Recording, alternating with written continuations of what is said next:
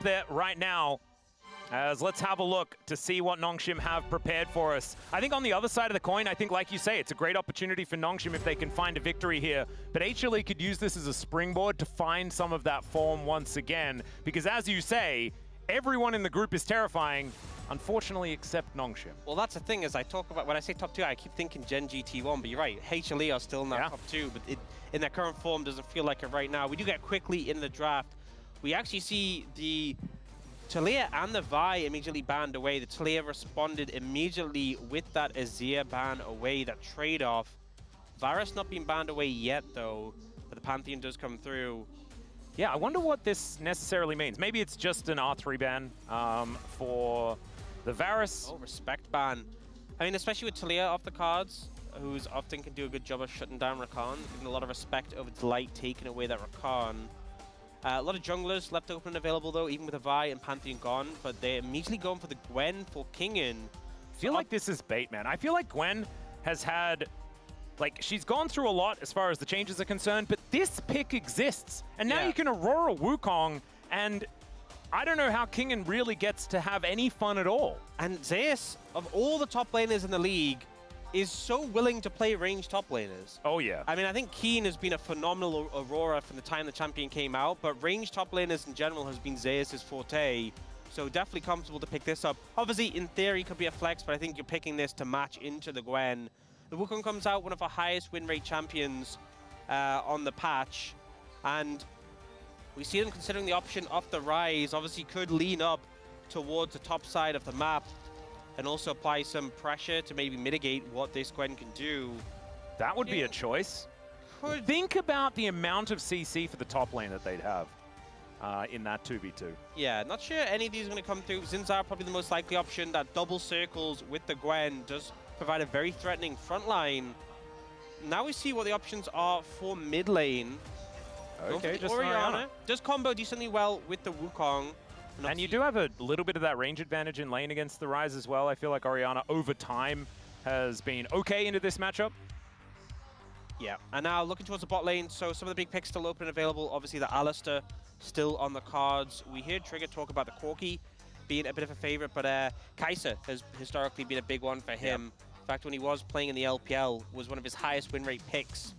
The only champion he's ever got a pentakill on as well. Oh, there you go. Interestingly enough.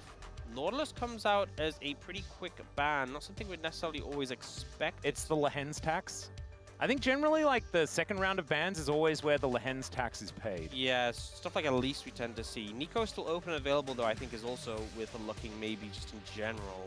Oh, that would be... Imagine if HLE got Nico as well. Yeah, that's what I'm thinking. But I think Alistair too. Disgusting. Maybe like Alistair Nico ban from Nongshim could be worthwhile. I'd like to see it, because otherwise I think you're giving a little bit too much power over. The cow has been addressed. Let's see whether that Nico does get a look as well. As Nongshim, I think paying respect to the Rakan of Delight as well is a really good one. But the unfortunate thing is that Delight just plays a lot of things real good. And so he's probably not too upset about it. One final ban to come through here for HLE. I feel like there's so many 80 carries open that it's really hard to get to the ban a specific 80 carry and feel like you've answered any particular problems. Yeah. So they're just banning away the supports right now.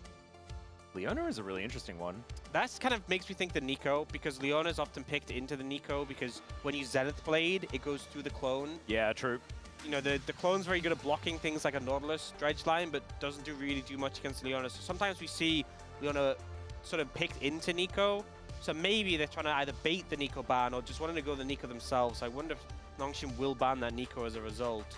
I think it would be a good idea. I wonder whether that then just means... Okay, never mind. So Nico is left up. I was thinking that maybe a rel angle could happen there as well, but not going to be the case as the Sivir is taken away instead.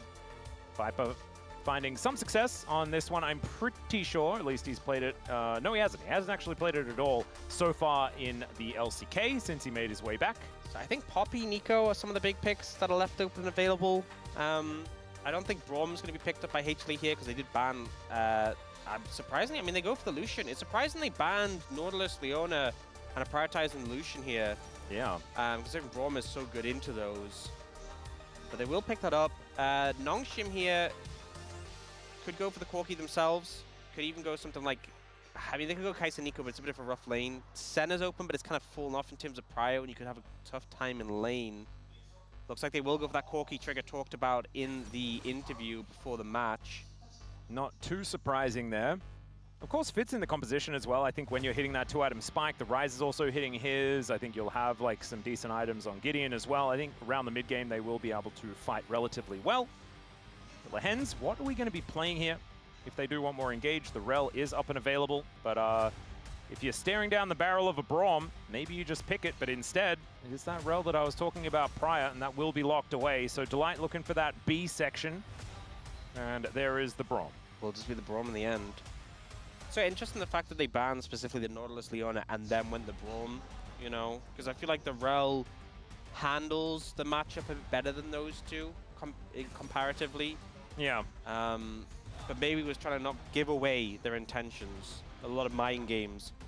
But so far, you know, I think a lot of dive potential on the side of Hanwha Life Esports with that top side that they have and the threat onto, you know, the Ryze in particular. But I think Nongshim have a good amount of scaling in their Gwen. The Corki we've seen really ramp up over the later stage of the game. And the Ryze as well. It just comes down to whether they can protect their backline when it comes to those team fights. Yeah, I think this comp for HLE, if they can stabilize, will be really scary as we get later on. But as soon as Nongshim get a lead with this draft, I just feel like they steamroll them, right? Like you just have so much damage up front and then so much mitigation with these circles that can come down that you're really not as worried with the amount of range that is coming on through for HLE. But it will take a bit of execution, and that is something that Nongshim have struggled with so far this season here in the LCK, unable to pick up any wins at all. A little bit worried about the top lane matchup though, and this Aurora. Yes. What is going to happen to this Gwen? So Kingen needs to be on top form to match up into that range top lane matchup, which is never any fun. Nope. Oh, we are blending some oranges? Wow.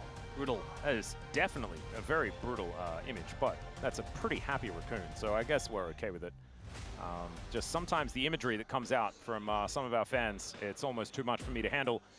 Let's have a look, though. As this draft, we have seen drafts like this work out. At HLE, looking at those individual lanes, especially towards that top side of the map, I think you're right, Orcs. I think that it can be a little dangerous. Let's jump into the Rift here for game number 1.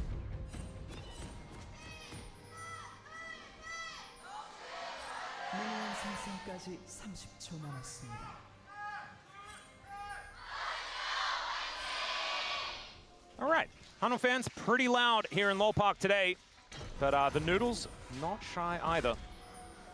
And let's see, as we are getting legendary. Here now, second matchup of the day. Trigger making his re-debut after 5 years. We haven't seen him, and did play a little bit for Nongshim Academy before. He has now been called up. So let's just see whether he can prove himself. A huge opportunity for the guy. He's 24 years old. It's a little bit older than a lot of the players that have been debuting more recently, as we've had some young guns show up. A little bit of a different story here, as Trigger looking to try and hit his stride, perhaps a little later than a lot of our other players have. Yep. And he's doing it on the Corgi as well, which is a fantastic thing to do. Got the right skin. That's the first step. Mm-hmm. Well, he's hit by a Winter's Bite and a Piercing Light, so welcome to the LCK there, Trigger. Crashdown does come on through, but Lehens not really finding the targets here, as Delight just moves towards the alcove. Yeah, it can be a really dangerous lane to play into. You know, there's a lot of upfront CC from the Rel and burst damage from the Corki, but those extended trades because of the CC from the Braum and the Lucian trading power. Very scary. Very aggressive barrier being used there. Viper cleansing the exhaust, yeah, which I think he could have probably just walked away, but instead trying to keep up that pressure for as long as possible. Yeah, just all combat summoners just exchanged immediately. And Yep. it feels like we've seen this to a degree where like we exchange the early summoners for pressure, but this has been like the most extreme example where it's like level 1, everyone's using their summoners. It's a real handshake scenario. And slight edge in favor of HLE with the push prio and Trigger being a little bit lower in health. As Viper with a relentless pursuit getting out of the way of the Frost Bomb. And Nongshim just doing their best to weather the storm, as we can see. Really feels like Viper and Delight are putting on a bit of a clinic as far as the amount of pressure they're trying to put on, but it's not exactly giving them all that many advantages. Calyx down to 50% health in this lane so far, up against Zeka, who's playing a pretty aggressive Orianna damage-wise in these trades, but it's not really showing up in the CS numbers or anything like that just yet. Yeah, Orianna, not so fun to play into. Back to so much trading power. That's an owie. Yeah. I give that an owie. You know, Calyx trying to focus on the wave, Zeka trying to focus on Calyx. Yeah. Might need to focus on this cannon minion that really did bop Zeka for a while there. I think Calyx got enough gold to reset, buy a tier, and get back into lane, so not too much of a concern. But now full health here for Viper and Delight, as Trigger still sitting on 50%. Wanted to try and lifesteal as much as he can with his Doran's Blade, but it's slow going at best. As Peanut looking for an early dive situation here, as Kingen is in so much trouble. He did have a ward, but it's a bit of a see your death ward as over he goes. Oh, Q going to miss. It's going to be 2 more autos, but the tank was there. And Zeus able to just make it easy for Peanut. That dive about as elementary as you can get. So well played. Zeus first want to take aggro. Peanut, when he gets aggro at the end, still has a W to get away. He didn't have to burn flashes there. The flash forward here from Delight, as that's a couple more autos. The piercing light is going to get it for Viper, and now Lahens just having to beg his former AD carry to not kill him. And I don't know whether he's going to get his wish. Never mind. He will be able to make it underneath the safety of his turret. But man, 2v2 kill there as well to augment this already pretty good early game for HLE. Yeah, this is such a big start for HLE in this one. The fact they have that early kill in the top lane, but also getting rewarded in the bot side. Just so low already. This is going to happen with the matchup. And then Zeus, he takes the aggro, communicated so well, just gets the auto off, doesn't find the Q, but then Peanut finishes it, W's out, only takes 1 tower hit for his worries. And then Trigger here, you know, Lahens goes aggressive, burns a CC, gets stunned, and then Delight with the flash Q to find it. So much confidence, and they knew that, like, even though there was no cleanse on Viper, Lahens only had his W to respond, and he could just flash over it. It was beautifully played. Does mean that there's no flashes towards that bottom side. Trigger and Lahens, neither of them used theirs. So that might be a opportunity for Gideon to make something happen. I feel like it's they might require it though. Braum Lucian, you know, obviously quite aggressive lane, but also you know, you both have dashes, so it's you have to be pretty overextended to be super vulnerable. Yeah, that's true. Result. And it's almost like you get Lucian's dash because then he dashes and then the Braum dashes and then it's everyone safe and happy. Not the easiest lane to gank, and also very strong in skirmishes. This trio of the Wukong, Lucian, Braum, you cannot opt into fighting that. If there's any doubt that Peanut is there, Gideon does not want to be involved. Yep. Because if you commit in and you get Braum passive applied to you and the Wukong turns up, it's over for you. And it's also that first blood going over to Peanut as well is such a big deal. An accelerated Wukong, this is the kind of Wukong that we get really scared of. I think that some of the Wukongs over this week and the end of last week were a bit more muted than the ones we were seeing earlier on. And I think it's because the accelerated Wukong situation, when he hits that Trinity Force early, it can get so incredibly scary. Yep. And that's sort of where Peanut is heading for now. Does have his Pahage completed. I feel like he just becomes such an obnoxious pick because he's got so much team fighting power. He's so slippery.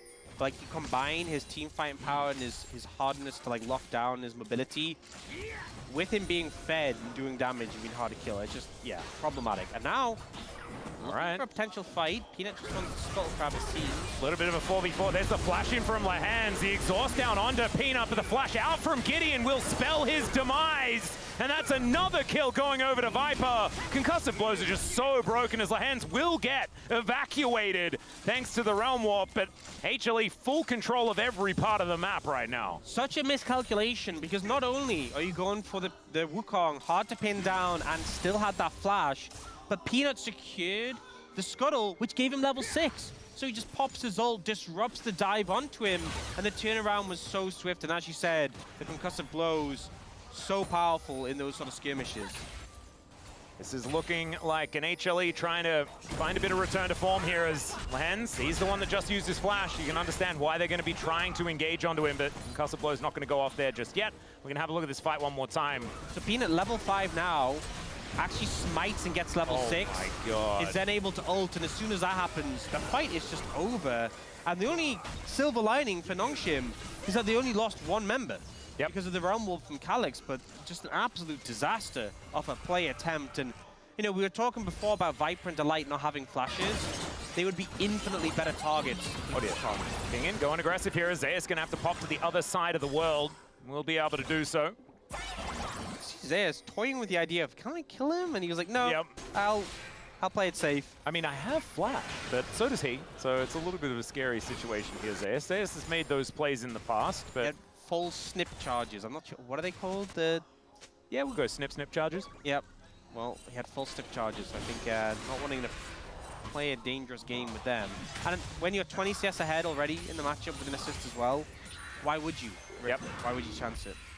Well, that is going to be the grub secured here by Nongshim. All three of them, in fact, going over to Gideon.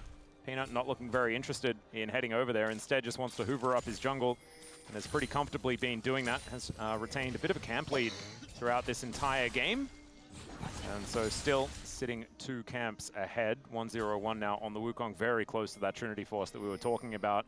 And the first dragon is an Ocean. It's been up for quite a while. And so often really looked at it yet. About Sundered Sky, how broken it is, that one item spike with the Xin Zhao, how much impact you can have. But now when you're behind the curve, you miss out on those spikes that are, you know, those key early fights that being like the driving force of this champion's success. So, unfortunate. This is going to do a lot of damage here, and Peanut moving over as well. Cyclone going to get that knock up, but Kingen making it to the safety of his turret. Still a lot of pressure, and the flash is now down on this Gwen. Man, life is so hard in this lane, I swear. Yeah, I mean, this is sort of lane where if Aurora really messes up, maybe you can find a window, but not when you don't have flash and Aurora does. And yeah, So taking the flash in this situation just means the kill pressure for Kingen is non-existent now. Well, this is also a difficulty, as Viper with the culling is just going to layer it into Lehenz's back. The Magnus Storm comes down, but it's a bit late, and it's still the death of this Rel. Trigger has to get the hell out of there, and HLE's bottom lane is just running away with this game. There's a Shockwave in the mid lane as well, as Zeka really ramping up these autos. Does almost get the kill with that dissonance. Calyx, probably time to get out of here. And it's going to spell time here for HLE to take this first dragon. I feel like we're just struggling. Just trying to find somewhere on the map where it just doesn't look horrific for Nongshim right now. And it's like the camera's panning. Yeah. There's It's like Jonas Strong is looking for the stuff that's safe to show on broadcast. And he's like, I don't know. I can't. No, not here. Not here. Oh, not here. Not here. I did see a cute little frog in the river. Maybe That's just zoom in on ducky. We need the ducky as well. Yeah. The ducky's really cute. That one's great. Look at this little statue up here. Looks like a koala. Oh! Isn't that cute? Let's move up to that. I don't want to see the Gwen versus Aurora anymore. I never noticed that. Right? Oh, no. No, this is less cute. We should have stuck to the koala. Look at the little, there's a little dragon though in the corner. Oh, that is cute. Top right. Isn't that one cute? That's adorable. Oh, wait. Oh, no, we can't see it anymore. Oh, no, we have to look at the play. Oh, dear. Yeah. Well. Oh, the koala's back though. There's always something to look at. Yep. Learning a lot about these little features of the Rift that I've never really paid that much attention to. That's why it's so cool that we get like these new rifts throughout the year. Yeah, I've been missing out. Yeah, we get like all these little extra secrets. Little bonuses. Very, very cool. Now I'm like peering in, I'm like looking out. Yeah, what's the next thing? There's a sword. Is that Excalibur? I don't know. Oh, there's another little like dragon there? Yeah? Yeah. I do like these little pools. I wish there was like a frog bathing in them. This is less fun for Calyx. Taken down to 50%, but that is just a bit of a softening with the culling here. Yeah, just a light, little tenderizing. Yeah, bit of a dusting, perhaps. It's all right, Peanut looking for another angle. There's Delight up here as well. Zeus not too far up. Still just doing fine. You got Zeus. Zeka in the side lane as well. Farming up against the Rise. Lehen's just trying to find somewhere to, you know, do engage support things, but it's getting more and more difficult to do so. And this mid lane matchup's just starting to go really bad, especially the Luden spike for Zeka. Oh, yeah. Well, Shockwave going to pull back the Pirate Man.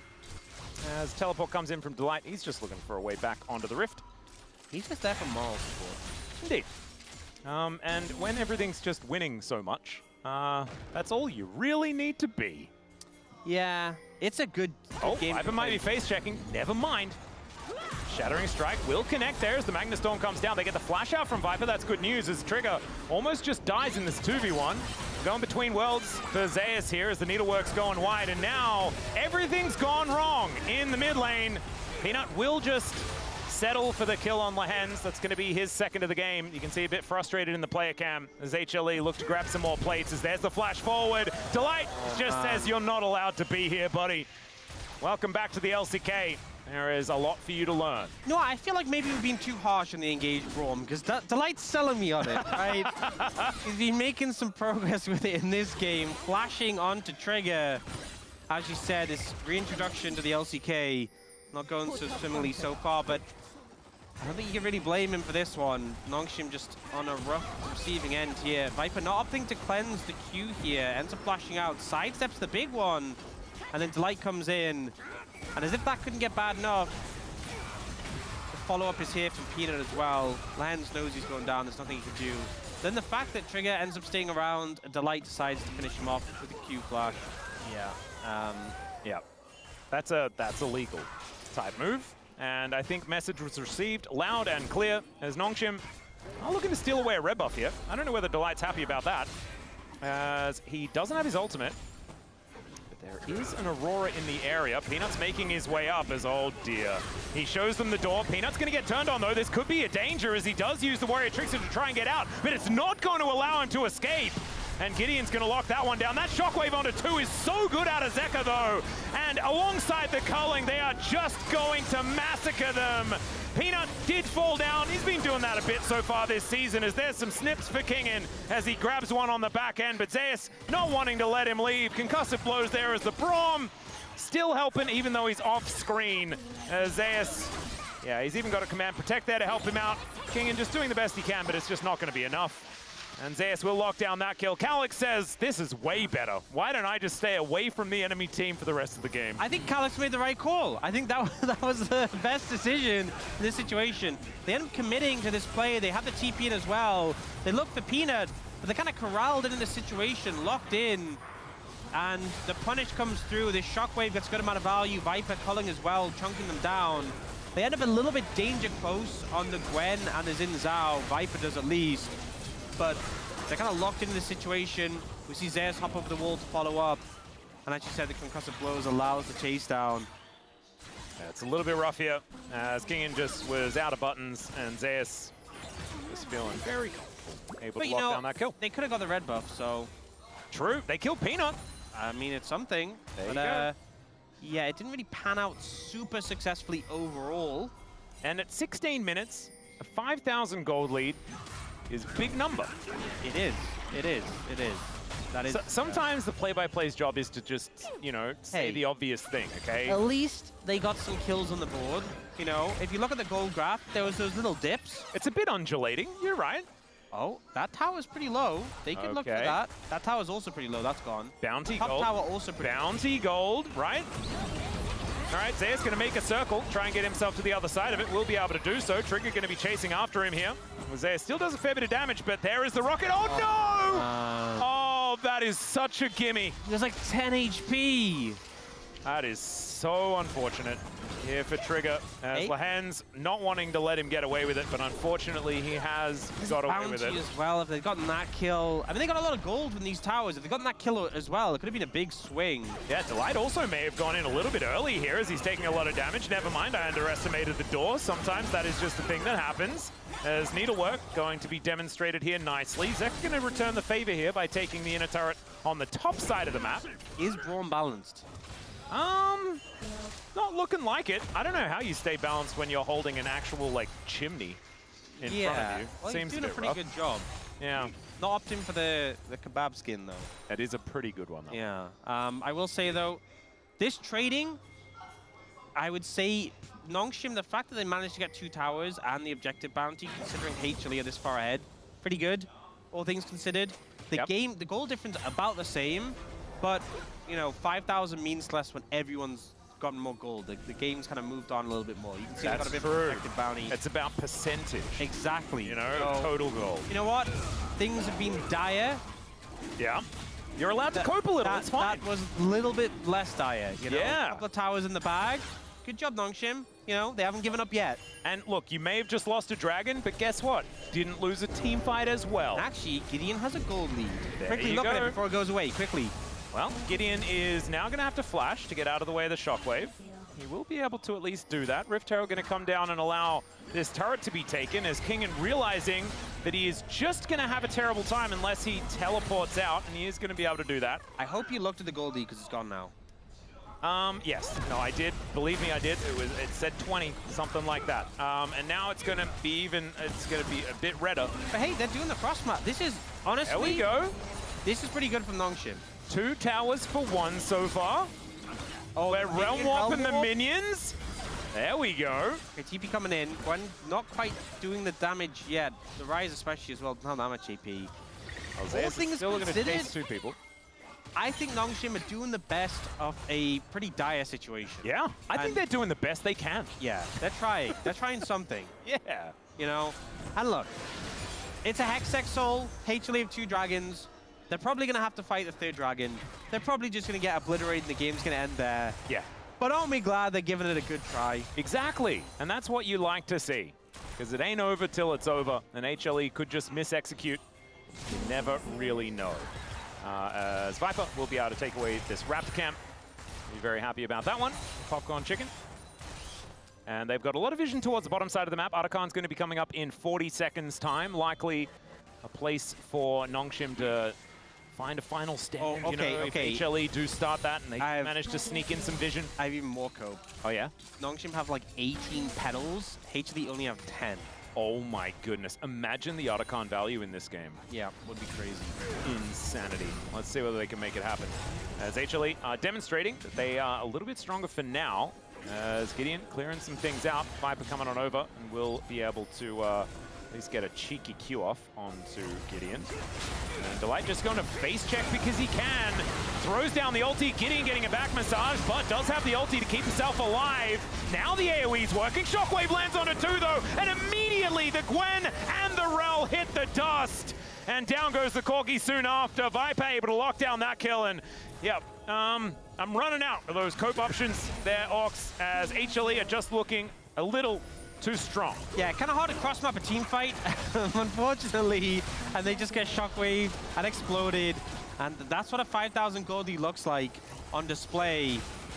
Gideon ends up ulting pretty late, but they kind of use the Shroud and the ultimate of the Zinzao to buy time. The ult comes in, and you're like, hey, they haven't died yet. Oh, then they die.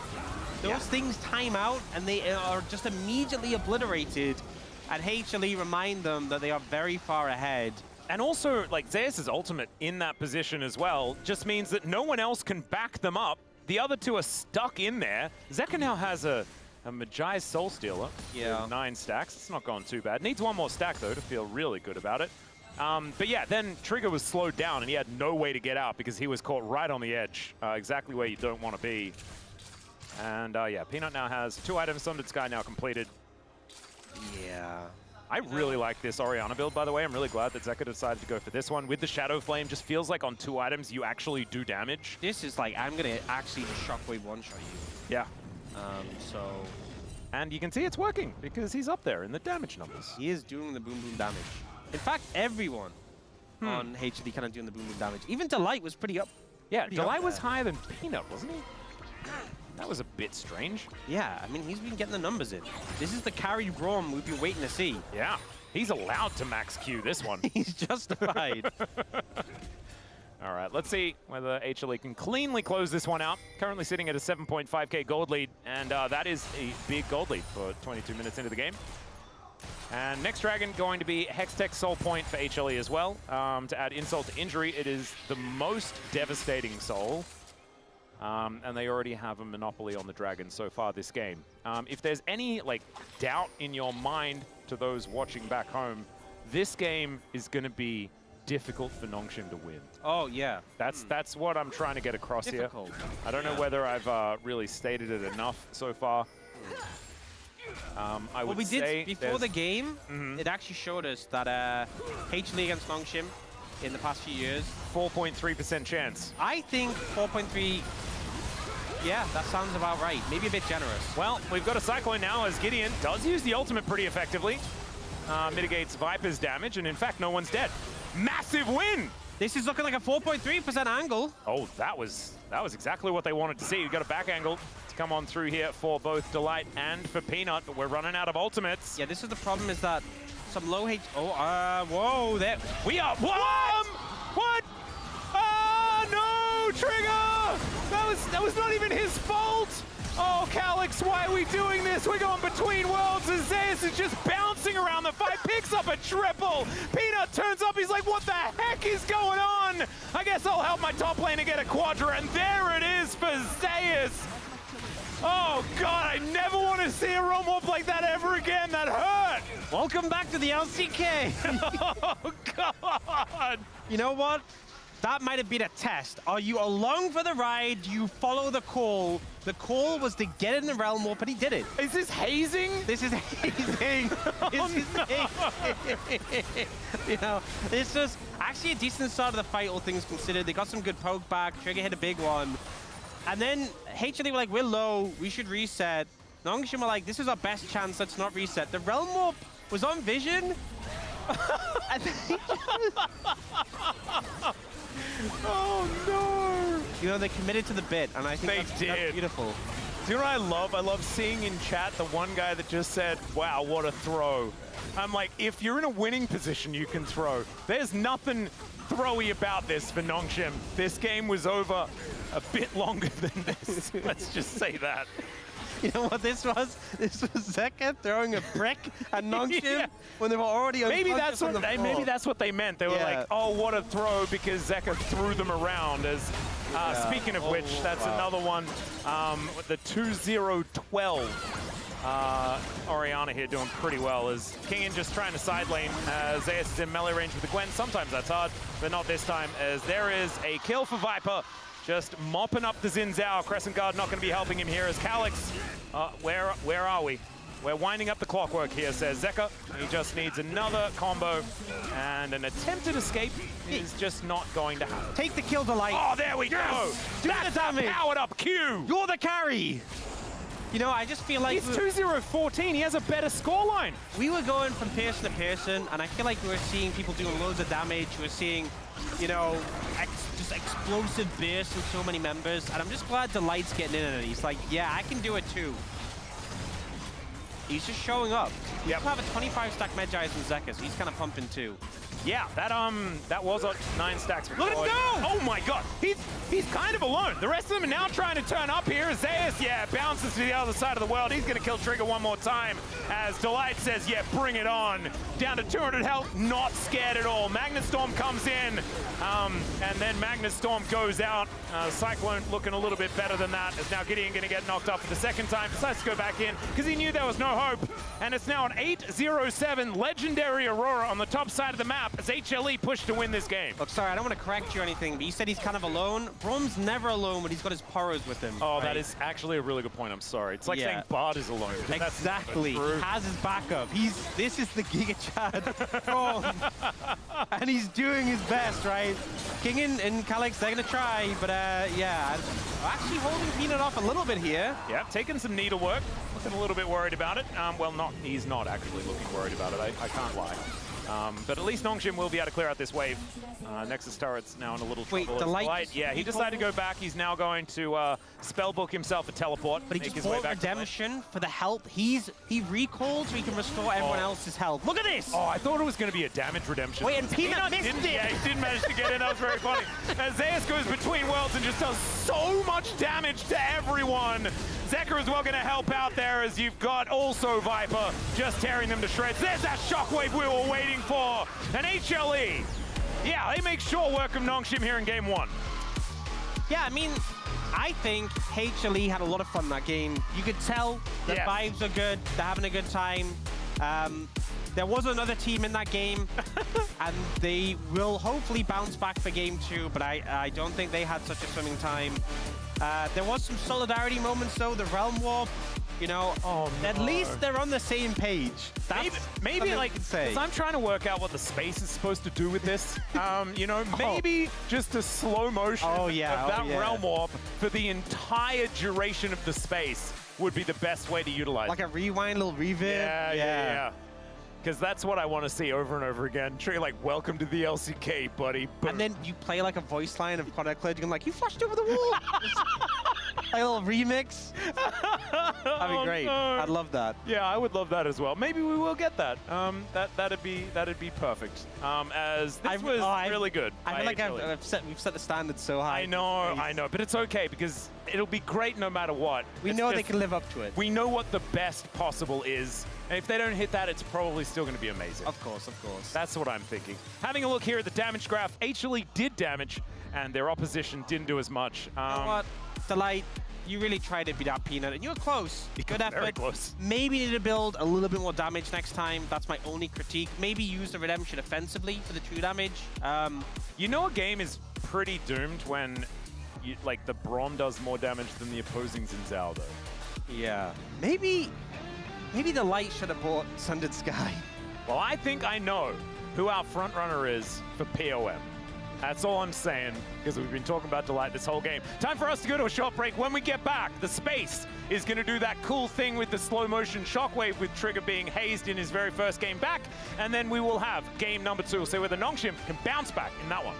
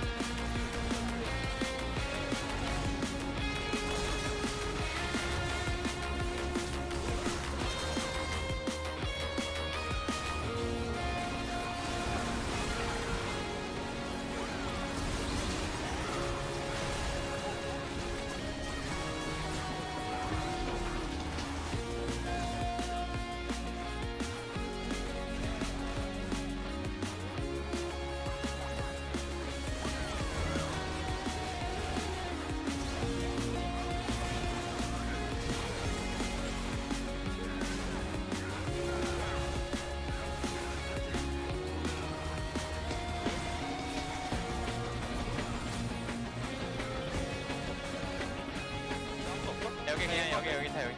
정면 서줄래요? 이거 밀어낼 수 있는데. 공 10초. 야, 한 명 돌았을 수 있어. 생각만 해. 괜찮을 것 같아. 생각만 하세요, 생각만. 구원 받아. 공 3초. 내가 공 먼저 걸어줄 수 있어. 공 박아놓을게. 레일 풀 더블 조심. 레일이 무조건 걸 거야. 다운. 레일 끊었어. 그렇게 덮을. 왕팀문. 가자. Snack. And so it has even deeper meaning here in Korea. I don't know whether you can get them elsewhere in the world. I know Nongshim does. Like, I went to a random, like, we drove to the Grampians, which is a long way away from Melbourne, and there was a small, like, corner store, and they had Shin Ramyun there. There you go. It was the best. Universal. It's very, very cool. Anyway, that's just for Australians to get, I guess, and maybe only ones that live in Victoria. It's a niche market, but we'll still manage to try and satisfy as many people as we can. The Talia and the Vi both taken away here by Nongshim as the PV. I have some great news. What's that? They can't first pick one again. Wow, you're right. That is without fear. Opting not to ban the Rakan this time around, and instead banning away the Ornn. It's first pick Rumble time, baby.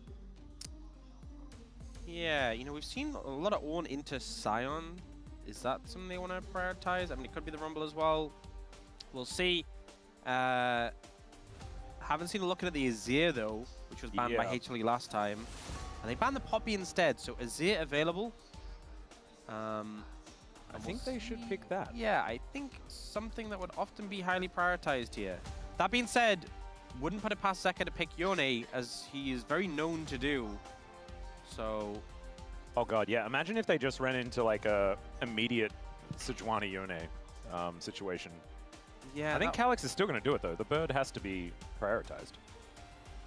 Champion is very good. Yep, I think it's one of those situations you can have to. This could just end up being like... I mean, I don't think you need to pick Rumble Yone here, but Rumble Yone topside would be really good. They take the Rumble, the Aurora's already off the cards. Rumble Sejuani. I mean, you can't deny the Yone after that. Like, if they do want to play it. Peanut is very, very good at the champion. Can also just play Tree if you'd like to be Tree. Yeah. But yeah, Rumble Sejuani looking pretty good Save from bet this for angle. Peanut. And it's setting up for that Yone on 3. Now the question is, do you just take Trundle in return? Yes, that is the answer immediately. And what do you take in the top lane into the Rumble? They could Scion. They something. I mean, Galio Trundle really good thing. into Sejuani. Yeah, Galio was a thing for a while into the Rumble as well. Yep. Could also see Kingen just going for a pick that may not necessarily have the greatest matchup, but just he feels comfortable on. This Trundle angle is really good. Yeah, I mean, it's a lot of value. And I feel like this is kind of very signature of Peanut. I feel like a lot of other players might have just gone towards a Bruiser jungle. They actually opt to go and leave the top lane pick and pick up Sivir for Trigger here. And it looks like HLE may not lean on... I mean, it's... Oh, they will, yeah. Okay, well, that was pretty telegraphed. Yeah. And now, bot lane picks. So, 80 carry already secured for Nongshim. Do HLE put bans towards top lane? Are they worried specifically about like the Galio coming out? Is there other picks you think Kingen might lean towards? Are you worried about the Scion? It might just be bot lane bans. Like, Nautilus, I assume, is probably going to be the ban here, just because they often just ban it into Lehens. Yeah, which they did last time. The Actually, Cassante. Cassante is something that can maybe deal with a lot of these melee threats and peel away. This definitely feels like we've seen the Sivir Azir a lot. This definitely feels like more of an engaged composition from HLE, and Nongshim are playing kite back and defense. Alistair ban comes out, makes a lot of sense.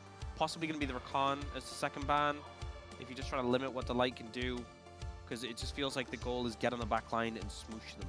Yeah, I do feel like Rakan would be very powerful here. Be a pretty good pick. The Nautilus, though, is going to be the ban. As we said, often it is the tax you pay up against Lehens. So will it just be the Rakan? I imagine that they probably will just take away the Rakan. See what Delight does want to do after that. Like, he still has engage options, but I think that one's just the most punishing, especially combined with the Yone. The fact he is the snap engage you can follow up on, or you can lead the charge with such reliable engage. Yeah. They will take that away from him, so I think it makes a lot of sense. In terms of options for Viper, I feel like... I like Kai'Sa. Could go Kai'Sa here. Could also go Jhin and just follow up from a distance with that ult. Jhin been doing really well recently. I feel like you can't answer wave clear very well, but I guess Kai'Sa is a similar situation. And the Sivir is kind of unanswerable. But there is the Kai'Sa option. Would be a lot more front foot, you know, a lot more aggressive. That is what Viper is going to lock away here. Still up in the air as to what Delight is going to be playing into this Sivir X bottom lane. Yeah, could go like the Leona, could go the Nico. Has those options available. Looks like Nongshim going to take the Nico, which I think is pretty heads up, because if you're thinking, going to take the Leona, you're thinking they're going to take the Nico. Yeah. You can take the Leona into it. We've talked before about how the Zenith Blade obviously goes through. Whoa! That's Silas top. That's Kingen's cooking again. Kingen's cooking again. And he's got some pretty fun ultimates, obviously, in, you know, Glacial Prison and Equalizer are both very, very good if you're going against the 2v2 on the top side of the map. But Fate Sealed is also pretty good coming out of Zeka. So let's see what the answer is going to be here from Delight. And if you go Nico here, it's such a good ult for Silas as well. Yeah. And the Big Bad Brad. Yeah, Tempered Fate is a harder one to utilize effectively. I wonder if that was a factor in the decision in the end that came through to go Bard instead off the Nico. Maybe didn't want to give over that ult. Also the Leona matchup, but either way. So a lot of engage, very on theme composition for HLE. Dive the backline and look for that. Nongshim, much more about kite back peel and play around those 2 late game carries and see if you can keep Calyx and Trigger alive and they can deal that DPS. Interested to see what King can do in this top lane matchup with the Sylas into the Rumble. Yeah, I feel like that doesn't sound like the most fun matchup. Sounds like you'll get roasted and toasted a bit, but maybe when you get some levels into your W, you can kind of sustain final lane angles. You do have that Kingslayer that can bail you out of some of the situations, but we'll see what Zeus is going to be able to do. I believe Zeus has actually played a couple of games of the top lane Sylas as well, as of course the man has been a known chef on the top side of the map also. But Kingen is always the guy. He is just always the guy that plays the weird stuff, and we know sometimes it works, and sometimes it's Diana. Diana into Gwen, the old classic, and how that happened and existed and was a thing. Kingen demonstrated that there is the other side of the counter pick, and that is the self counter pick. Yes. And it's not so great. We'll see whether this is going to be an example of that or something else entirely, as he has picked up the Sylas. It's a pretty good angle. We'll have to see how it does play out as we get onto the Rift here for game number 2. Nongshim looking to bounce back.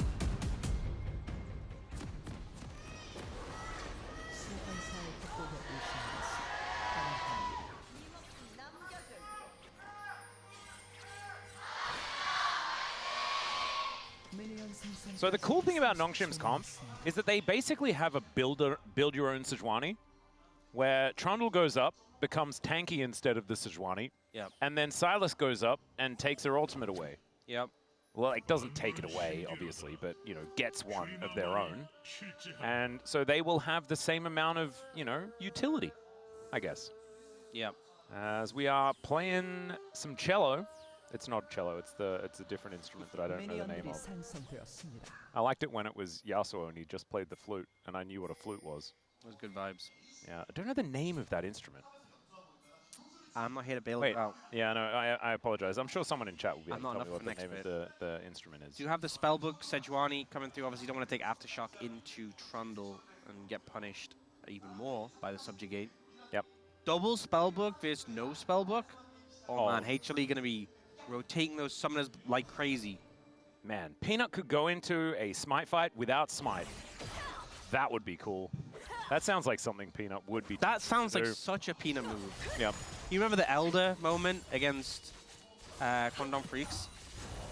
I beg your pardon? The Elder moment when he was against Quandong Freaks. Oh, he dashed out the pit. Yeah. Yeah. I do remember that. That was. But you were very upset for an extended period of time after that. I remember. It was very funny looking back on it though. It was. It was a weird situation. As Viper is going to get aggressed on. There's a flash forward from Trigger. Okay.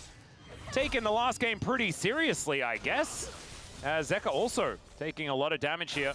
Certainly do in the early stages of this matchup, but this is an aggressive start for Nongshim.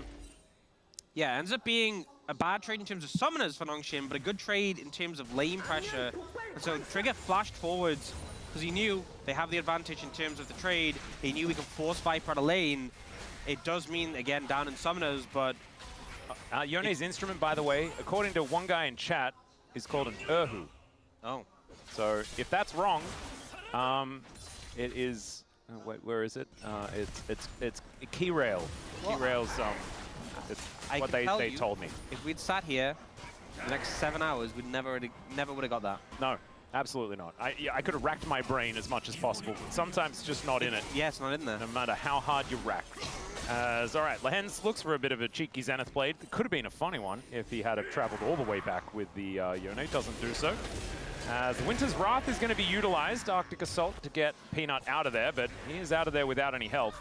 So HLE on the back foot in this early game, although they have gold leads across the board. So take it away, Orcs. Yeah, I mean, ultimately, I just like the early pressure Nongshim are coming out with, right? They fell so far behind in the previous game. Kingen's finding opportunities to challenge and move forwards. Lehen's roaming mid. We saw the early bot lane trade in 2v2 to give an advantage and put Viper behind. Again, gold lead is in favor, but it's minor. And I just feel like Nongshim are trying to get off the ground running. Yep. This one. We also have a technicality by someone else in chat saying, lore-wise, it's actually an unnamed, thus far, Ionian instrument. That resembles an Erhu. Okay. That's we can take both answers as correct, but that would have been a good one for us because it requires zero actual knowledge of anything. and you can just get away with the technicality. Yeah, it's important if you end up in like a pub quiz situation. Yeah, exactly. You can probably argue that one pretty effectively. Yeah. Sometimes you just get the best answers from chat. Thank you guys. Appreciate you a lot. As we're getting a bit of a zoom in, hoping that Erhu comes out again, but we do not get another look in. And we've got a bit of a back coming through from Trigger. Calyx teleported back to his lane. And things have sort of rotated back into Nongshim's favor. But this is the problem, man. Every time Zeka plays Yone, you're like, melee versus range matchup. This is going to be difficult early, and then he's going to get better later. It's even. Yeah. Everything's even. He's fine. And you just know there's going to be a team fight at some point where he hits a monster ult. Yep. And it's going to spell a bad time for Nongshim. He's going to collect them all together, and Zeus is going to light them all on fire, and it's just going to be barbecued noodles, and it'll be delicious, but also really not good. But Nongshim, it's up to you to stop that from happening. Trying to have faith, trying to have belief, you know. They do go for the swap, so we're going to head and put pressure on Zeus right now. Do the TP from King on the bot side. He will go 1v1 against Viper. An interesting matchup. Yeah, Zeka is not quite able to get these minions. And Calyx is doing a decent job putting the pressure on as best he can. Just catching waves under turrets. HLE biding their time as Zeka dashing forward does find a lot of damage here, but also takes a lot back. Delight comes on over, gonna help him out. And I think he's going to enjoy the hot cocoa. Yone is so annoying. I feel like this champion is so irritating to play into. And, you know, Calyx is like, well, I have to dash into him for the shield and the extra damage in the trade, but it just doesn't feel right, you know? Playing a ranged champion, you're like, the correct play is to dash. I think if, like, it didn't do any damage as you rebound the soul, it would still be obnoxious. But the fact that you do that little last hit, it just feels kind of terrible. It's okay, we're going to go again. Emperor's Divide, and over to you. Try to do like a scoop and chomp, you know? Aha, the scoop and chomp. Yeah, that's a little new. I didn't catch that. I didn't know. That's why you're the analyst. Yeah, they were trying to spot the scoop and chomp. New little strategy they're going for. Didn't quite work out. So wait, basically what we're watching it like you know when you got grapes and you throw them into your mate's mouth on the other side of the room. Yes, that's what they were trying to do. Yes, but they missed, and so instead it was just throwing grapes across the room. Trundle's mouth isn't big. All right, there's a flash out, but the flash to follow immediately is Calyx. Not going to quite get finished off here by Zeka, but still, that's putting a fair bit of fear in him. That was single digit health right there. So Calyx very close to surviving. But does manage to keep himself alive, fortunately. Zeka nearly getting the angle there, Gideon there to save. And, you know, despite the fact the scoop and chomp didn't work, his jungler does back him up, does keep him alive, so... It works out in the end, because it was like, even an attempted scoop and chomp is still impressive. Yeah, and then whereas all Yone has to do is just dash forward, press all these buttons, and then kill you. There's no scoop or chomp when he does it. Yeah, just a lot more sword play. Yeah. And all fate-based anyway. And if it is fate, then he hasn't actually done anything impressive anyway, because it was just going to happen anyway. Yeah, or not happen apparently, because Calyx survived. Yeah. Which it makes me wonder, why was Calyx even nervous on the single-digit HP? Because it was fated. It was fated anyway. Right. Yeah. Which is, you know, why Destiny is boring. You know, because if it is, then it's all just going to happen anyway, and there's no choice. It's all right.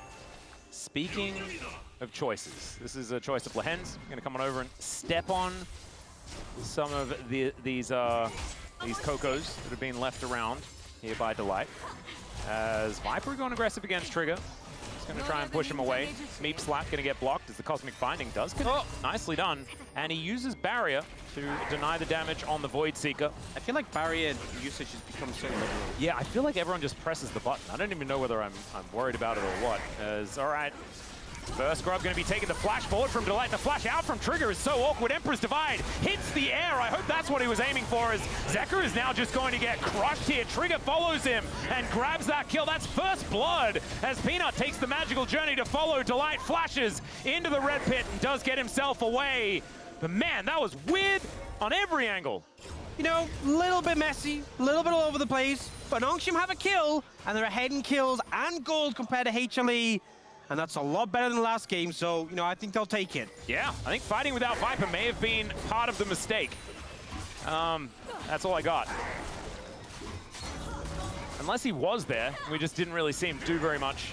And it was just Zeka being turned on before much of anything could have really happened. I don't think he got an opportunity to even get his ult off. A Solar Flare is celebratory put down in this lane. Peanut moving in, Killer Instinct on top of Trigger. Viper gets the cleanse, flashes to pick up the kill onto the Sivir. Permafrost to lock down the hands. It's a double here for Viper. And at least this game, Nongshim had a couple of minutes of feeling good before HLE decided to destroy them, as that Cosmic Binding is going to go wide. Gideon moving underneath this turret. There's a chomp, but they don't have the scoop as the feats of warfare come in. There's the knock-up from Zeka as Calyx taking a bit of damage. All I can think after this is that honestly, genuinely, Chronicle will tell you caster curses aren't real. Yeah. He will see situations like this. He'll be on this space right now, and he will tell you, no, that's not a caster curse. That's HLE rebounding. But we saw this play happen. You know, Nongshim doing a good job of sticking as a unit, focusing the targets, the value of like the Trundle and Leona locking them down. I praised them. I said nice things, and then they immediately do this. And Chronicle will say, no. Caster curses aren't real. Okay. And just whatever. Sometimes you don't find the play. Yeah. You know? They were looking for something, and one day maybe they will find it, but not today. No. And not here in this lane. It's all right, we've got another little bit of an engagement here as Lehens is in the river and is no longer in the river. Because he's dead. Viper's getting pretty fed. He is. Yeah. Zeka also, because he managed to get that kill, is feeling a little bit better. Because Calyx has gone with a fair bit of the money after that initial play. Yeah, so Trigger got first blood and it was looking kind of good. And then Viper is on a killing spree. And Wait, so Delay is just, just in melee range of Trigger. I thought we'd seen the limit of the aggression with the Braum. No. It's just B-named champions, man.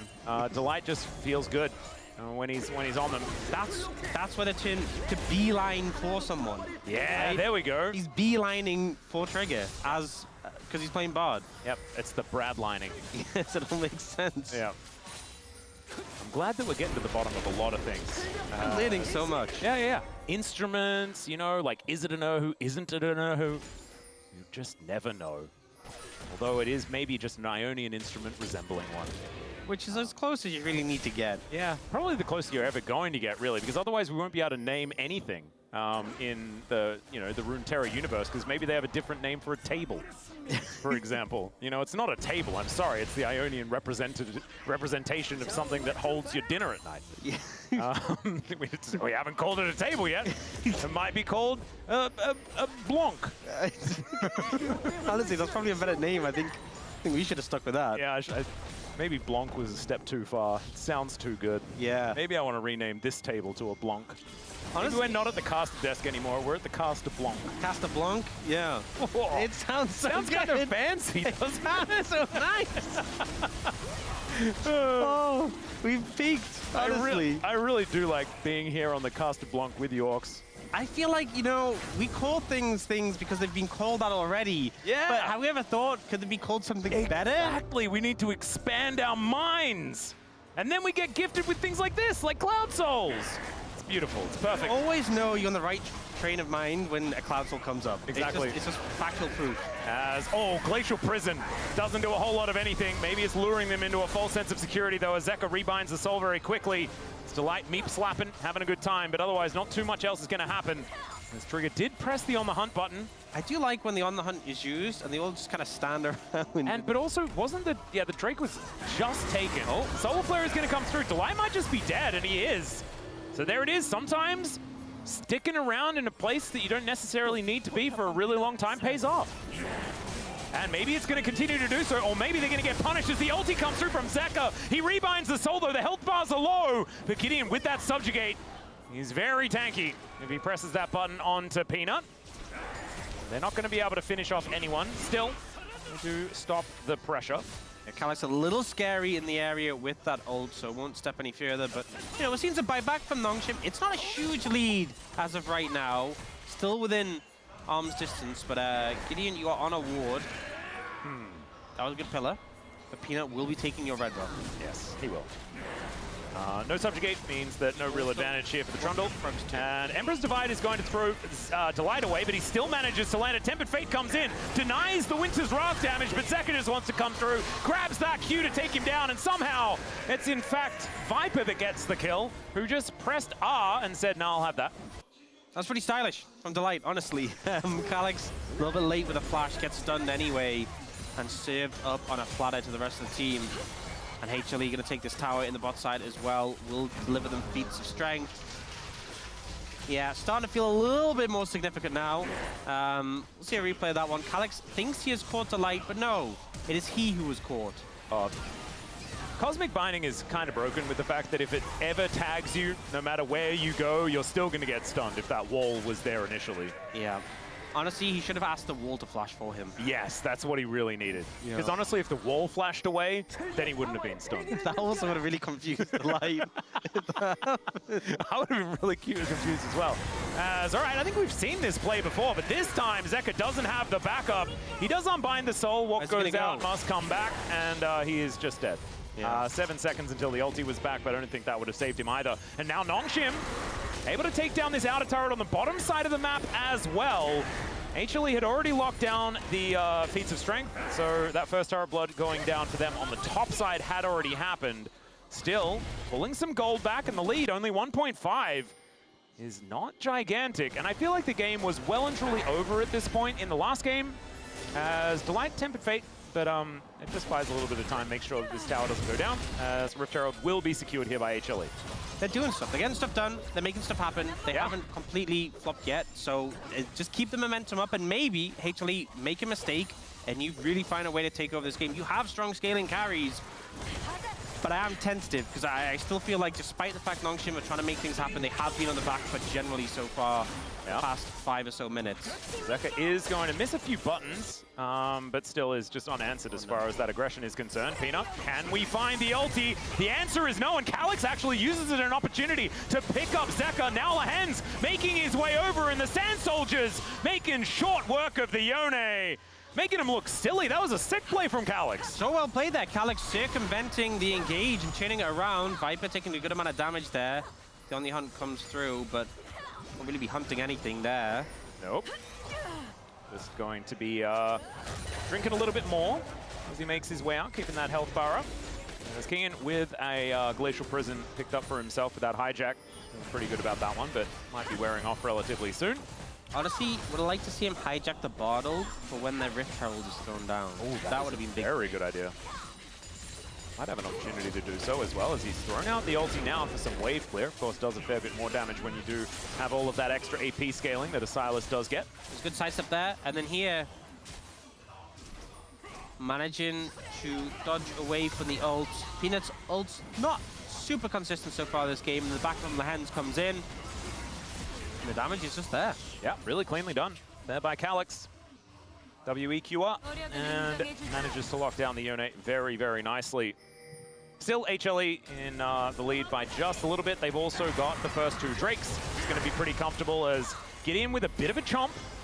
And now Trigger could be in trouble. There's the knock-up onto Lahen's. He has Eclipse, but oh dear, they are preparing the Sivir for afterwards. The Equalizer comes down. Killer Instinct here from Viper, who really wants to confirm a kill in this fight. Equalizers are everywhere right now as the Void Seeker comes on through, and Zeus, yeah, he's just a walking flamethrower. And even Shelly is getting involved here as Peanut chasing after Lahen's. Oh no! That's how he kills his former teammate. And they are going to look for Soul Point as well. Kingin is done with this. He's going to look to push in mid, and will be able to taxi his way out with that Raptor camp. But yeah, they're taking Dragon, they're pushing mid, and they're pushing bot lane as Peanut cannot land an ult to save his life. Another Emperor's Divide going to hit too, but this time the Pigeon Man is going to go down. Peanut just one more, and he's going to be dead as Kingin and Viper are fighting. Viper now looking for one more Void Seeker. Wants to be able to destroy this turret and should be able to do so because Kingin cannot walk up, and there it is. And Zeka, in the meantime, while all of this was happening, was just on this Drake. Yep, Zeka fixed with the Drake. The rest of the team just trying to find kills. Peanut not being super clean with his ults so far, but doesn't really matter at the end of the day. This play, you know, Nongshim step up pretty aggressively, and immediately Trigger has to flash. Lahen's is kind of sacrificed. The ult comes down, stole out the Sivir, and he just ends up trapped. on that equalizer. Slow, taking tons of damage. Viper pushes forwards to punish. And this slow chase. You know what's the best part? Right at the end, the Mapingu. Oh, yeah, well, let's wait for it. There we go. Yeah, of course. I mean, it's Peanut. Misses every all game. Look at this one. Another example. It was a 1-for-1 in the end, so this is actually kind of fine for Nongshim. Peanut's just trying to make that one happen. This does not quite work. I don't know whether, like, did Zeus kill Gideon in the end? No, he's not able to because Subjugate was still there. Gives him all of that health back. But honestly, that was Peanut's first death. And Viper is 5-0, so it's fine. 2,000 gold in the lead for the Kai'Sa. Viper's very strong right now. He is. Yeah. Viper has been pretty good so far this season. I'm not even you know what? apprehensive to say it. I think Viper's been pretty good generally in his career. Yeah. Yeah. I think that's probably also a worthwhile thing to say. Yeah. Pretty solid. And now 5-0. 2019 until now, Viper has been pretty good at least. Home of the bold statements, the LCK. We do like to make them every now and then. Daring today, we're feeling. Exactly. That's what the Caster Blanc is all about. It's about making the big calls. Yes. Okay. Once we're here, we just feel like we have way less fear. We're so emboldened. Emboldened by the Caster Blanc. Yeah. I've written it down on the little, you know how we've got the little tape? Oh yeah, the little to show tape. where we are, and so it just says Caster Blanc on it. So I know where I am at all times. It's been defined. Yeah. I mean, it never said anything else before that, so it didn't have a name. Exactly. It was just like a bit of green tape, and now it is the Caster Blanc. I'm glad we feels great to establish this more. You know. Yeah. We've been doing a lot of that. I like this more than the tempo vibes. It makes me feel less dumb, even if it is possibly more dumb. You know? You know, I always, sometimes I do worry a little bit. Yeah. What the rest of our team think about us. When we go. They'll probably let us know. They liked the tempo vibes though when that came through, so that helped my confidence. Well, I feel like the Caster Blanc could be great. I saw Digon write in chat, Caster Blanc in all caps. I don't know what necessarily that means. But it might mean that this Otacon is going to get started from HLE and could be a dangerous time. Lahens, the Eclipse is on cooldown. The Equalizer actually to break up the fight here as Zeka was looking for a bit of an angle. Doesn't quite get there. It's going to be a 50-50 as Trigger not going to get hit by that one. And it's the Brad that unseals the spellbook to get the smite. Oh! Divide sweeps up two immediately. They do take down the Azir to punish him for that sick play, but it's still a big one. And what goes out must come back. As it's the Silas that takes down the Yone, and Grats on the Otacon, but everyone is face first in the mud. Calyx with a sick shuffle to punish HLE get the objective, but Calyx is insistent that the fight goes to them. Viper, the only one to survive, 7-0. He is putting the team on his back, but it was not enough in this team fight. We'll see the replay here, so the double smite comes through, and that is enough to secure them this. But Calyx finds this beautiful angle, catches every single member apart from Viper. They look for him afterwards, he repositions with the ult. Zeka, nothing he can do for this situation. And again, it really does just feel like it's Viper versus the world. And Calyx kind of destroyed all of that money just spewing out of HLE as he went for that play. Absolutely massive stuff here for Calyx. The immediate arm guard purchase there as well to mean that next time he makes that play, he would not even die. We're 400 gold apart. Oh. Think how doomed last game was at this point. Exactly. And as soon as it became a situation where we were on the Caster Blanc, that's when we had a game on our hands, and it is well and truly there. See whether Nongshim can fight for this dragon. It is Cloud Soul point for HLE. They lock this down. They're going to be running real fast as Kingen finds an equalizer. The flash forward. Another ulti goes to Narnia, but the ult's there from Zeka to lock down Calyx. And this time, the Emperor's Divide divides by 0. And it does absolutely nothing. Cosmic Binding is a flash there from Delight. He tries to get himself out of the play, but now it's the Viper show as he dives on top of everyone. everyone. Gets the triple, and there's the follow-up. Quadra kill for Viper, and maybe it's just as over as game one. Viper just refuses to lose. He's putting this game on his back. Delight comes in with the clutch ult as well on the Calyx, but man, this Kai'Sa can do no wrong. See from the replay, they start this initial engage. The ult comes out pretty big. Zeka finds his angle onto Calyx. So much pressure forced onto him, and then this ult catches him out. He has to stasis on the back of this to buy time. Delight goes in aggressive and then skirts away, but Viper's just ready. He even uses the gate to dodge the stun from Lahenza. That was so sick, actually. The W flash into instantly killing Trigger as well before he could even react. 11-0-2 now. Yeah, and like, we had like the most obvious POM vote last time around where Viper's like, well, I've got this. I feel like this is the same vibe as those games. That gate was insane. That gate, honestly, I mean, that was ridiculous, but like, this is just Viper saying, guys, we are second place. We win these easily. What are you doing? And Peanut's like, I'm going to throw another ultimate to Narnia. Is kind of what they're doing. 3,000 gold, now the lead for Viper though, and it is becoming more and more difficult. This is only a 3,000 gold lead at 25 minutes though. It could be worse. Could be game one. That I guess we agreed not to talk about. And Trigger is going to land the spell shield. Nicely done. Going to be tagged by the Void Seeker. But HLE just getting more and more control of the map. And as you can see, they just make things dark.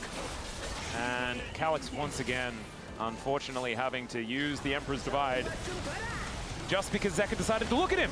That's enough. You know, they put the pressure on Calyx. He does have TP, but it's going to be gone before he can get back on the map. Yeah. There's not even Smite for Delight this time. In fact, no one really needs Smite. Viper is just going to take it. He's got 3.5 items, and the Rebel Baron power play starts now as Nongshim, oh dear, their lunch money just kind of getting taken away. As the equalizer on the minion wave is an interesting choice. I think HLE looking for a bit of a reset before they do go for their Baron push, but instead, I think maybe they're considering just winning. An ultimate landed here from Peanut as Kingin.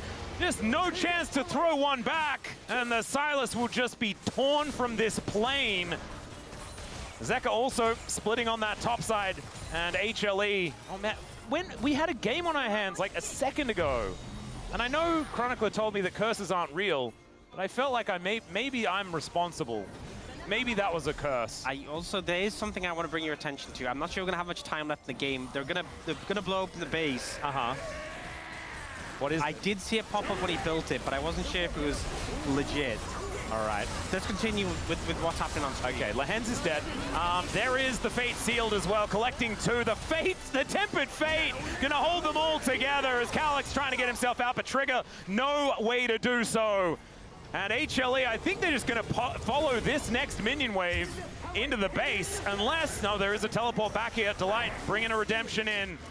As there are teleports, in fact, coming from everywhere. It's the same play, the recall TP redemption to heal up on the final push. And they turned the equalizer into a 7. That was kind of cool on the ground there as Calyx, oh dear, going for the play, does manage to find the rumble, but he immediately dies. You blink and you miss it. As there's the knock-up onto Kingin as well. Permafrost not going to come on through there as, yeah, Viper is going to be taken out. Zeka now looking to try and find something back, but they're very tanky, is Lahenz and Gideon. Maybe not anymore now that the Eclipse is down, but then it comes back up again. Trigger's up soon. All right. Well, I don't think Lahenz is going to be killing Zeka at any point, and Trigger is going to respawn, so the game will continue. You get to talk about that thing that popped up. That's good, because now we have time to discuss something. Well, Gideon, yeah, dead. My bad.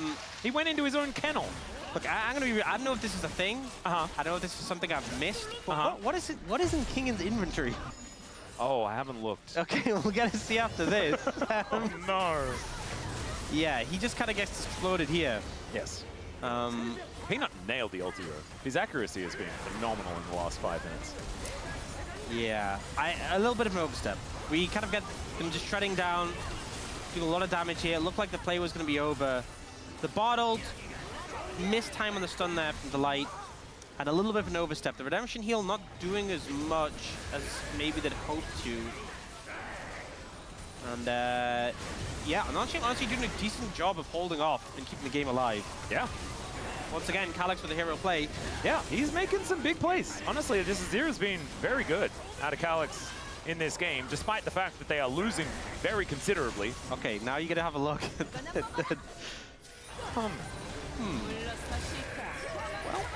Sometimes just want a Manamune. Another ulti going to connect there onto Lahens this time around. Azeka's going to look to finish that one off. The Fate Sealed comes on through, but his target, I think, was dead before he even made it over there. The Rumble grabs the double. Viper's going to finish off the Silas. We'll never see the Manamune value as Calyx once again finding an ulti. This time the Brad going to go down, but not before throwing out the Tempered Fate and setting it up for Viper to knock it down. Only Lahens left alive as HLE will complete the 2-0.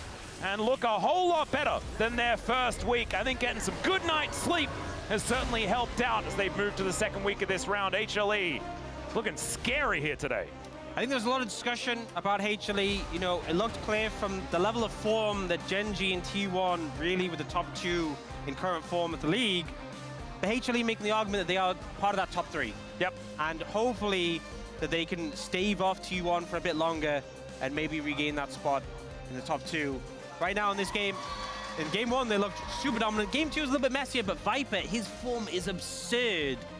And I actually think crazy stuff. And it really sets us up for HLE versus T1 that we also get this week. Yeah, which is going to be so sick because Gumayushi is also on extraordinarily good form right now. So that bottom lane matchup, which we've seen skew one way or another over the years, is looking real spicy. That's going to be the big test. Yeah.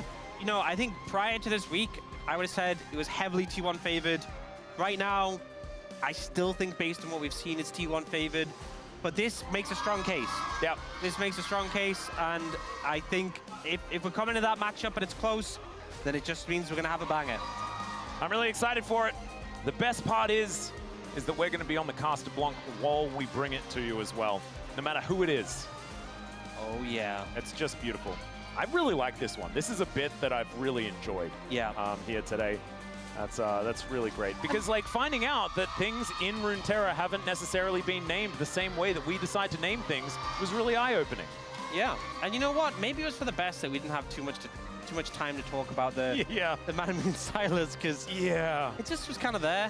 I mean, I get a little bit nervous when it comes to Manamune because there has been times where we weren't really up with the current builds of the time, and a Manamune was built with an Archangel's staff on an Ezreal, and and some people thought it was silly, and then it was just the most broken build of all time. So things like this can happen. Maybe there's something we don't necessarily know about Silas and how well he utilizes the Mirror Mana. Well, what I can safely say is that top lane Manamune Silas is 0% win rate in the LCK. Yes, which is such a shame because it also joins the Diana as 0% win rate in the top lane as well. And I would have really liked those to be sample sizes on the positive direction, even if they are small. You know what we can say? Kingen, always an innovator. That is something we can never deny from him. Yeah. All right, equalizers coming down everywhere in this game. It was kind of funny. Maybe it was more the fact that Kingen really just wanted to play Rumble, and so this is the closest he could get to playing Rumble, even though he's not playing Rumble. I mean, I guess you get a lot of procs, right, of the Calyx. Manamune with it. I mean, Calyx, I think going into this, we talked a lot about how Calyx, in recent form, had some rough games, going up against Zeka, a chance to sort of stave off the critics, maybe. This is a game he played really well. No matter the outcome of the series, no matter the outcome of this game, Calyx played really well in this game, and I think he should definitely be credited for that. Unfortunately, the enemy team has Viper. Yeah. And that's just kind of like a cheat code. And is Viper going to get back-to-back POMs here as well? Is that probably just what's going to happen? Or is it Delight because of the Brom game, and then the Bard was also, like, pretty amazing? So I think Delight would be a strong argument if Viper didn't exist. Yeah. And oh man, yeah, because it's not even recency bias or anything like that either, because Viper had an amazing game one. So it's just not really a whole lot more you can do. I'm also the guy who likes to give supports that, like, I give the support votes, and, like, I feel like support doesn't get the representation, but it's just Viper. Yeah. It's not as, last time it was, like, the most easy Viper POM ever. Yeah. This was, like, still pretty easy. It's still pretty easy. He's not, he's making a good case for himself. He's pretty good at the video games, and he's going to need to be in their upcoming matchup. Of course, the Nongshim matchup for the Legend Group for a lot of these teams is going to be the easy one. And Viper is going to pick it up, 500 POM points. He's really making his way to the top of those POM standings. You know what it was for me? It was when Lahens had a flash Q him and he went through the bar gateway and dodged. That was just... Yeah. That was just disgusting. Super sick. Look at this, a four-way tie for 4th place. 500 points for Carrier, Showmaker, Owner, and now Viper. That's kind of crazy. And we've got 3 of those players that are going to be facing off in, Viper, Carrier, and Owner. So we might be deciding what that 4th place is going to be. But I believe we have Viper standing alongside, so we can throw it over to Deer for the translation of the interview. Thank you very much, guys. This is Deer for the POM interview translation, joined by Viper on the side of Hana Life Esports. Congratulations. Thank you. Thank you. You are the heart of the 2nd consecutive victory. And this is your 2nd POM in a row after that last match. You got 25 total kills today. An insane KDA, how do you feel? Honestly, I'm really happy. I don't think KDA is that important, so I think in-game wise, I feel like we did really well. Yeah, a satisfying game for you indeed. Let's talk about game 1. Through top and bottom early dive, you guys gained early momentum, creating a significant lead towards victory. And your Lucian got crazy fed. And you got 5 kills so early. So how did it feel? When I first got my kill in the laning phase, I thought that it was really great. It's a good start. But we kept winning trades, and it made us feel like we were at a huge advantage. And I don't think we did anything special towards the end of the game. And in game 2, we got your signature Kai'Sa alongside Bard. And of course, we saw this duo in the international stages recently. But ever since Ruler and Life played it back in 2020 spring, this was the 2nd time we saw this duo. So what makes Kai'Sa and Bard so strong? Now, I don't know if I can spill everything, but I don't think Bard is the best support for Kai'Sa, to be honest. And just based on the draft and how it was going, we didn't really have a lot of options, so we had to work with what limitations that we had. And I think we just ended up picking the best outcome, the best possible picks with what was given to us. And in game 2, you just kept taking kills from the start and only had 1 death, closing it out with such a high kill count. So what does Kai'Sa mean to you? No, I played Kai'Sa for such a long time, since Kai'Sa's been out for a long time as well. So I think Kai'Sa is just one of those champions that I'm super confident in. And today, Nongshim had Trigger called up as a starter, and it's been so long since you faced him back in 2020 spring. So without much data on him, how were you able to carry so hard? What is your secret? I feel like every AD carry that you see now is pretty much set, so I think we have a good expectation of what to see in the game. And I think I was just trying to make sure that I'm able to deny the enemy AD carry as much as I can. And this Saturday, you'll face T1 for a Saturday showdown.